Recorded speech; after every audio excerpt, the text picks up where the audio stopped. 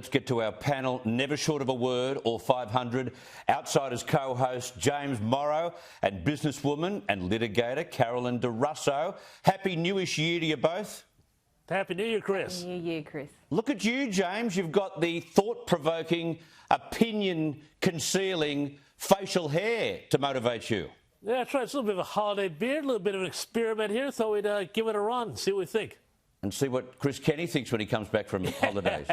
You can have a beard off. I like the sound of that. Now, an eminent immunologist, Emeritus Professor John Dwyer, wants state governments to stop inviting crowds to major sporting events. He's talking about, you know, the tennis in Melbourne and this week's test at the SCG. Here he is. The basic principle we all must accept is to try to keep away from each other, not get together physically. We have a situation where when you have people coming to a large number of people coming to an event like this. I mean, what's the logic of that? We're accepting that this is a risky event to hold, and why take any risk for a game of cricket which you can watch perfectly well on television? James Morrow, I've got huge respect for that man. He did an awful amount when we were facing challenges with HIV in this country in the 80s, but he's got no economic skin in the game, has he? Well, I've got to disagree with him there. You know, well, sure, you could hold it at home, but what about all the people who work at the SCG? What about all the concession stall holders? What about everybody who pulls the beer? You know, all the people who are out there in the public health arena, I'm sorry, but I think they're just going a little bit too far with this. We had 0 cases yesterday in New South Wales. We had 4 cases today in New South Wales. And we have 0 people in ICU, 1 person in hospital with this. You know, Chris, I'm an old guy. I got this beard with the grey hair. You can see I'm an old fella, and I'm old enough to remember when this was all about taking the pressure off the public health system. Well, you know what? There's no pressure on the health system. And we're also, you know, supposedly 8 or 10 weeks away from a vaccine. So I just think maybe it's summer, it's an outdoor event. Maybe we can just lay off with the scolding. Yeah, and Carolyn, unlike other states and territories, is about managing a risk. But some of them, and those in your neck of the world in the West, are risk adverse. We are totally risk averse in the West. And look, as far as the SCG goes, you know, we've seen clusters and breakouts in New South Wales. We've seen the government handle them before. So I'm generally pretty comfortable about the test. And you know, we've got to stop this approach of flicking the light off and flicking the light on. Someone needs to use the dimmer knob, OK? We're not going to be able to go back to a complete normal at any time soon. So the sooner we can dip our foot in the water and start looking at options and way of doing things differently, the better. West Australia, on the other hand, this month we have had, and I've been banging on about ambulance ramping for months, we've hit another record. We had a record in August, a record in October, and another record in December of over 4,000 hours worth of ambulance ramping. No wonder we have to slam our borders shut. And just by way of comparison, Chris, during the 2019 flu season, which was a very bad flu season, the ambulance ramping in WA was about 2,300 hours. Yeah, yeah. So we're more than a year down the track. We've almost doubled it. This year, 2020 was meant to be the year of efficient and effective public health. Well, no wonder we have to have closed borders, because we don't have a chance here if something comes in, unlike New South Wales. So I think if, you know, give the SCG, the test at the SCG a go, I think it will be okay. Manage the risks. You know, and apply the dimmer knob. All risk. Apply the dimmer. Apply the dimmer knob. I love it. Use the dimmer knob. It's my phrase of the week. Apply the dimmer Go for it. knob. Now, in a surprise announcement today, James, the Chinese telco that we gave the flick to, Huawei, has come back to offer its 6G future wireless technology to Australia. What are they up to here? Are they just playing a game of, well, do you want to get back into bed with us or not?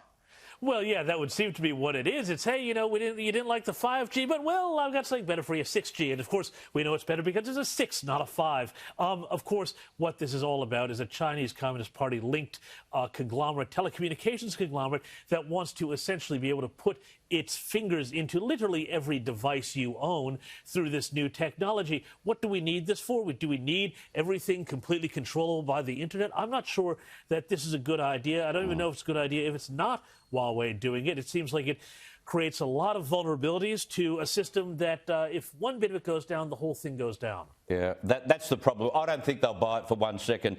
I feel as it's being manufactured from above. But anyway, we'll see how it plays out. Donald Trump was back in Georgia today campaigning for tomorrow's pivotal Senate runoff. This is about the Republicans being able to continue to control the Senate and stop a Biden government getting out of control, which could happen.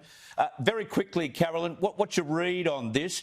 Has that call he made to the official in Georgia, which has gone public this week, has that tripped him over in trying to retain this Senate position?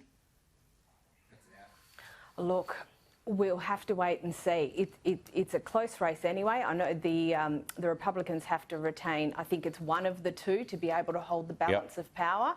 I'm of the view that no government should have a straight run through the Legislative House. I think a House of Review is always, or a House of Review with teeth is always helpful. So especially when it comes to Joe Biden. Legislation. Yeah, I think it will be very helpful, in fact, in that circumstance.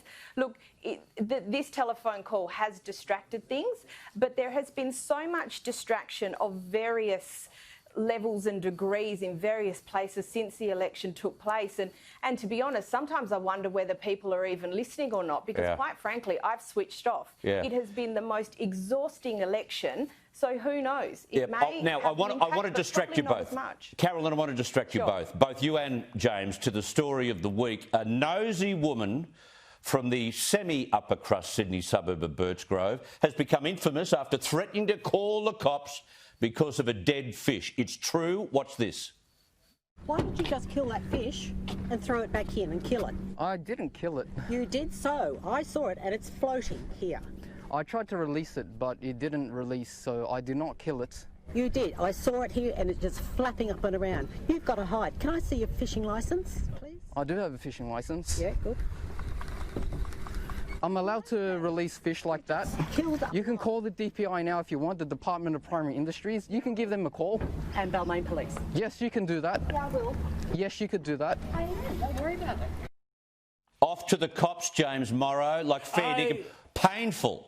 I love this one. I mean, Birchgrove, Balmain, that is absolutely the part of Sydney where this would have happened. That woman is absolutely straight out of central casting for that suburb. I don't think she should go around the corner of that peninsula, because around there are the Sydney fish markets, which, of course, are full of the dead fish, which she finds so horribly triggering. I was hoping this week with Gladys's mask mandate, which we should talk about some other time, that we'd have a lot of Karens over the masks, but instead we've got them over the fish. It's hilarious. In the middle of a pandemic, what a painful pedant she is. You're fishing! Yes. Carolyn, what do you think of her? I think she needs a hobby. Look, at the moment, I think there's 99% of the population who'd be dying to have her problems. So, look, everyone's had a tough 12 months. Look, just cut the people around you some slack. You don't know the battles that they might be fighting. We don't know this gentleman. He might be just taking a little bit of time just to relax. Yes. Let's be a little bit kinder to the people around us. Apply the dimmer knob. That's exactly what she needed to do. Carolyn de Russo, James Morrow, thank you very much for your time. Anytime. Thanks, Chris.